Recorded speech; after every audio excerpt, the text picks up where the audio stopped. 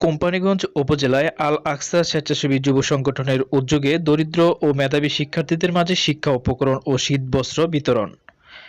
নোয়াখালীর কোম্পানীগঞ্জ প্রতিনিধি রমজান আলীর পাঠানো তথ্য ও ভিডিও চিত্রে বিস্তারিত। নোয়াখালীর কোম্পানীগঞ্জ উপজেলার পশ্চিম চরকাকরায় আল আকসা স্বেচ্ছাসেবী যুব সংগঠনের উদ্যোগে দরিদ্র ও মেধাবী শিক্ষার্থীদের মাঝে শিক্ষা উপকরণ ও শীতবস্ত্র বিতরণ করা হয়েছে। শুক্রবার সকালে পাটোয়ারীর হাটে এক মনোজ্ঞ অনুষ্ঠানের মাধ্যমে এসব বিতরণ করা হয়। অনুষ্ঠানে সভাপতিত্ব করেন মাওলানা আব্দুর রব। প্রধান অতিথি ছিলেন লন্ডন প্রবাসী ও বিশিষ্ট সমাজসেবক ইসমাইল হোসেন সিরাজি। বিশেষ অতিথি ছিলেন চট্টগ্রামের বিশিষ্ট ব্যবসায়ী মোস্তাক আহমেদ। অনুষ্ঠানে বক্তব্য রাখেন আল আকসা স্বেচ্ছাসেবী যুব সংগঠনের সভাপতি আনোয়ার হোসেন জাহাঙ্গীর, সংগঠনের প্রধান উপদেষ্টা ডাক্তার হাফিজুল্লাহ।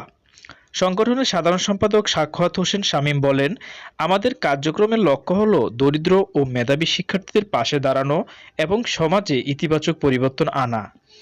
সাংগঠনিক সম্পাদক এনামুল হক রুবেল এবং প্রচার সম্পাদক আবু হাসান মারুফ এই উদ্যোগকে সফল করতে তাদের ভূমিকা তুলে ধরেন। অনুষ্ঠানের প্রধান অতিথি ইসমাইল হোসেন সিরাজি বলেন, আমাদের প্রত্যেকের উচিত সমাজের সুবিধাবঞ্চিত মানুষের পাশে দাঁড়ানো। আল আকসা সংগঠনের এই মহৎ উদ্যোগ সত্যিই প্রশংসনীয়। ছাত্র সমন্বয়ক ইয়াসিন হোসেন রিয়াদ বলেন, আমরা চেষ্টা করছি দরিদ্র ও মেধাবী শিক্ষার্থীদের জন্য সামান্য কিছু করতে। ভবিষ্যতে আরও বড় পরিসরে কাজ করার পরিকল্পনা রয়েছে। অনুষ্ঠানে আল আকসা স্বেচ্ছাসেবী যুব সংগঠনের পক্ষ থেকে জানানো হয়, তাদের কার্যক্রমের অংশ হিসেবে দরিদ্র শিক্ষার্থী, শীতার্ত মানুষ এবং অসহায়দের জন্য এই উদ্যোগ নেওয়া হয়েছে। ভবিষ্যতে এমন মানবিক কার্যক্রম আরও বিস্তৃত করার পরিকল্পনা রয়েছে।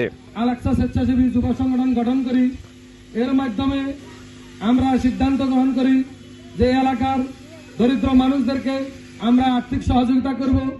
আমাদের অসহায় দরিদ্র যারা পড়ালেখা করতে পারতেছে না, তারা যদি শিক্ষা উপকরণ গ্রহণ করতে চায়, আমরা তাদেরকে সে ব্যবস্থা করে দিব।